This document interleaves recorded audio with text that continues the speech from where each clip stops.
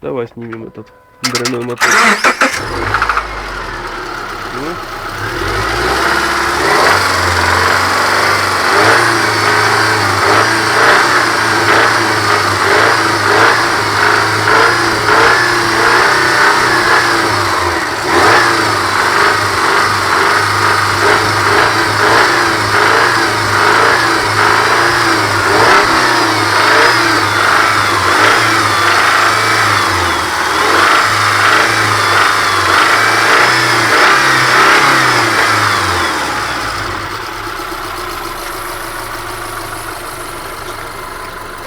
Он подвисает.